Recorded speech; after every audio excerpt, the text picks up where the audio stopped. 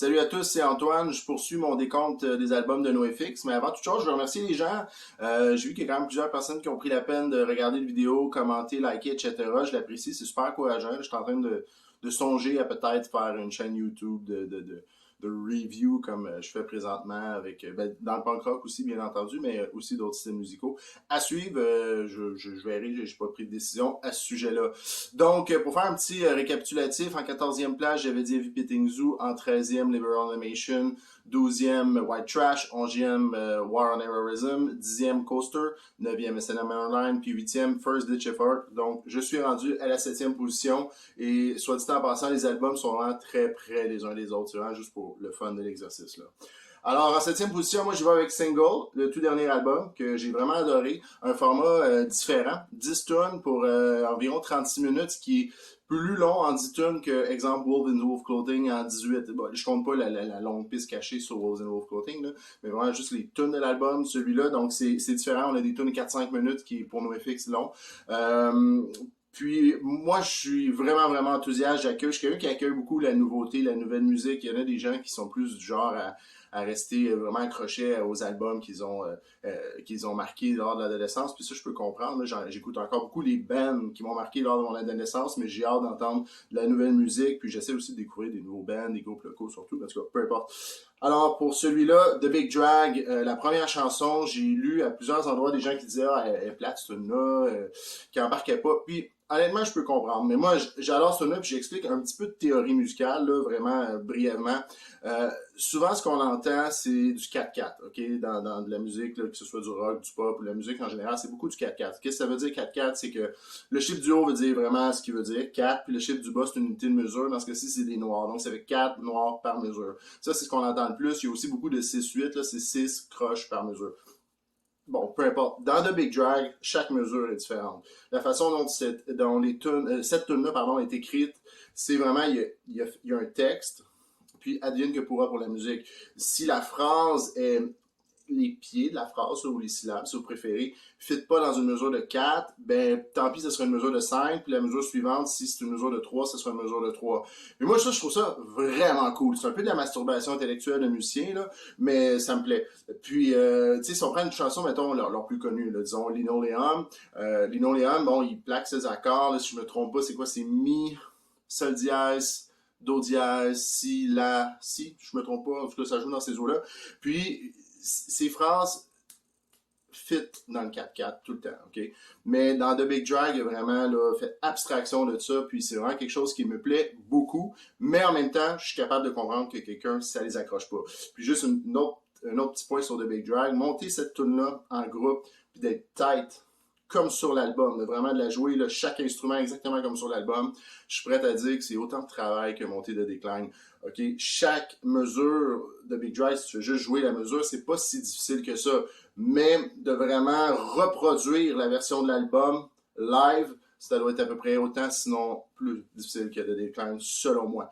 Ensuite, Fish in a Gun Barrel, que j'adore sur cet album-là. Ils ont trouvé le moyen vraiment de prendre un style de musique qui est plutôt reggae, qui est un style qu'on associe à une musique plus, entre guillemets, ensoleillée. Et là, c'est super dark avec le sujet, c'est très lourd. Moi, ça me plaît vraiment. Puis, un autre tune que je veux mentionner, si aujourd'hui on me demandait c'est quoi ta tune préférée de NoFX, là, en ce 23 mai 2021, c'est Doors and Four, l'avant-dernière tune de l'album. Je trippe ben raide ce tune-là, j'arrête pas de l'écouter, je l'écoute à tous les jours depuis que j'ai ma copie de l'album. C'est sûr que c'est peut-être dans l'engouement de la nouveauté, peut-être que dans un an, je vais dire non, c'est plus celle-là finalement, c'est un autre, peu importe. Mais en ce moment, vraiment, c'est la tune de NoFX que j'écoute le plus. Donc, ça en fait déjà 3 que je trouve vraiment excellentes. Sinon, pour ce qui est du reste de l'album, j'avoue que les pistes 5 à 8, j'accroche un peu moins. Pas que je les aime pas, je les aime, mais un peu moins que les 4 premières et les 2 dernières. Mais somme tout, ça donne vraiment un très très bon album. Un album aussi, là je parle longtemps de celui-là, c'est quand même le dernier. Je me permets, moi je compare un peu un enregistrement studio, c'est comme du cinéma, puis un show live, c'est un peu comme du théâtre. Donc au cinéma, on veut vraiment la meilleure take, la meilleure prise, on fait du montage, on s'assure que ce qu'on entend, c'est vraiment la perfection. Alors que au théâtre, t'as une espèce de rapport humain comme dans un show, chose qu'on n'a pas eu depuis longtemps, on est dû.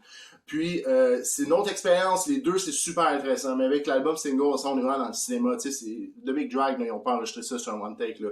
Si ça se trouve, ça a été enregistré vraiment petite section par section, même mesure par mesure si ça se trouve, mais le résultat reste que c'est vraiment intéressant. Puis en ce sens-là, je trouve que c'est l'album le plus mature de NoFX. Voilà. Ensuite, je me lance pour la 6e position. J'y vais avec Pump Up the Volume. Pump Up the Volume, là, dans mes souvenirs, quand je faisais mon premier décompte, un décompte pré-réécoute, que juste, je vois avec mon souvenir. Moi, je le classais à peu près comme War on Heroism. Tu sais, je les associe, ces deux albums qui sont sortis un après l'autre. Puis, en réécoutant Pump Up the Volume, il a vraiment monté. Je réalise que cet album-là, il s'écoute tout seul. Il y a pas de moment faible tant que ça. Je veux dire, il y a des moments que je trouve plus haut que d'autres dans l'album, mais somme toute, je trouve qu'il est facile d'écoute. Puis pour un album de NoFX, là, on s'entend, là, pour NoFX, il est quand même léger, je trouve. Sinon, ben, dans les tunes qui m'ont vraiment marqué, ben, il y a Louise, qui est la seule d'ailleurs que j'aime dans la trilogie Lisa et Louise, c'était la plus trash, mais ça, c'est un addon. Évidemment, Theme from a NoFX album, cette tune-là, elle s'écoute tout seul. C'est probablement la meilleure tune pop de NoFX, puis vraiment super catchy, le refrain reste en tête, puis vraiment agréable. C'est une tune de party, je trouve. Sinon, il y a une tune qui passe un peu comme un filler, moi j'aime vraiment beaucoup, qui s'appelle Total Bummer. J'aime, puis accidentellement, j'ai réalisé dans une tune avec mon band, une vieille tune avec mon band, j'ai rip-off une partie du rip de bass, puis ben, c'est ça, il y a quelqu'un qui m'a dit « Hey, ça ressemble à une tune NoFX », puis je vais « Oups ». J'étais obligé d'écouter puis d'admettre qu'effectivement, je rip off NoFX, désolé, mais j'ai pas fait une scène avec ça, donc si ça peut les rassurer.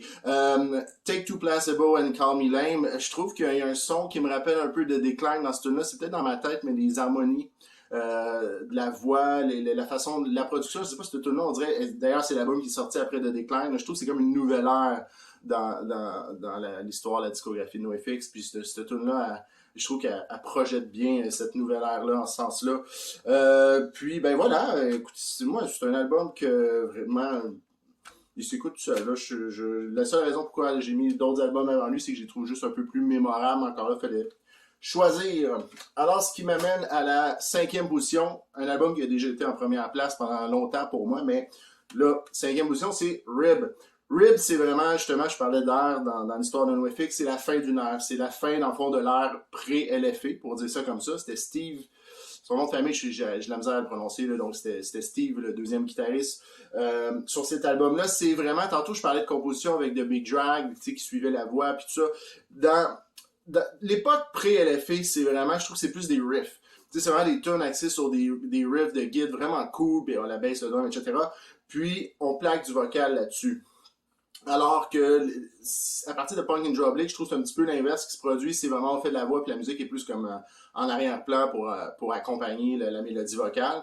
Donc, c'est vraiment une direction que NoFX aurait pu continuer. Finalement, ils sont allés ailleurs, puis c'est correct, c'est super bon ce qu'ils ont fait. Mais ça aurait quand même, somme toute, été intéressant de voir où est-ce que ça les aurait menés, cette direction-là. Clairement, quand LFA est arrivé dans le band, pour ceux qui ont lu la biographie, vous savez qu'il a travaillé énormément sur le vocal en studio. Le EP Longest Line qui est sorti après Rib, ce que vous entendez, là, la voix quasiment été enregistrée syllabe par syllabe, là, si je me fie au livre. Là. Donc, avant ça, on sent qu'il s'en préoccupait moins, puis c'était plus énergique. Honnêtement, Rib, c'est un album ultra énergique. Puis, je pourrais comprendre, quelqu'un me dit non, moi, c'est mon préféré, c'est l'air de NoFX que je préfère. J'ai pas de difficulté à comprendre ça. Dans les tunes mémorables, Green Corn, évidemment, Shower Day, il y a quelque chose, les lignes de bass, c'est pas si, c'est pas pour les débutants à la vitesse qu'ils jouent, là. Just the Flu, que j'aime vraiment beaucoup. Mariachi Crunch, bref, c'est un album qui s'écoute bien. Je trouve un peu que Together on the Sense, c'est un filler, mais je suis un peu quelqu'un de désagréable dans le sens où les tunes, les tunes pour déconner, en général, c'est des tunes que j'ai tendance à skipper sur un album, ça m'accroche un peu moins, mais peu importe. Et j'arrive à la 4e position. 4e position, si on prend en considération le contexte historique, puis cette idée-là de concept historique va avoir quand même une importance là pour la suite, ça serait l'album qui mériterait la première position. Okay? Donc c'est Punk and Drum League. Punk and Drum League, c'est clairement l'album le plus important de l'histoire de NoFX. Je vais même aller plus loin que ça.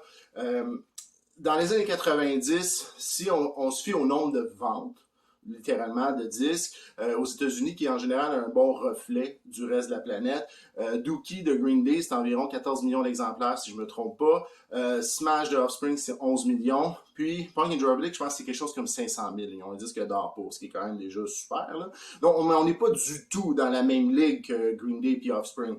Ce que Green Day et Offspring ont réussi à accomplir d'exceptionnel, c'est de faire écouter un style de musique qui est plus underground, à des gens qui ne l'écoutent pas. Puis ça, je trouve ça vraiment cool. Ils vont dire, oh, c'est des vendus. Moi, j'en ai rien à branler de cet argument-là. Ça reste que je trouve que c'est un exploit en soi. Par contre, les gens qui ont vraiment décidé de creuser le punk rock, de vraiment s'investir, entre guillemets, dans ce style de musique-là, je pense que Punk in Drublic est vraiment l'album. Une fois que tu as écouté, tu passes de Dookie à Punk in Drublic ou de Smash à Punk in Drublic, tu reviens pas en arrière. C'est une façon de parler. Les gens vont dire, non, moi j'aime mieux Smash, puis c'est bien correct. Là. Mais ce que je veux dire, c'est que Punk in Drublic, une fois que tu as accroché, puis c'est vraiment... Je vais aller jusqu'à dire que je trouve que c'est l'album punk rock le plus important des années 90. Puis pourtant, dans mon top 3, il y en a un autre qui est sorti des années 90 que je trouve meilleur que Punk in Drublic, mais peu importe. Ça reste que je pense que c'est l'album qui définit le punk rock dans les années 90, qui est quand même gros pour ce style de musique-là, vu que c'est vraiment c'est la décennie la plus importante, je crois.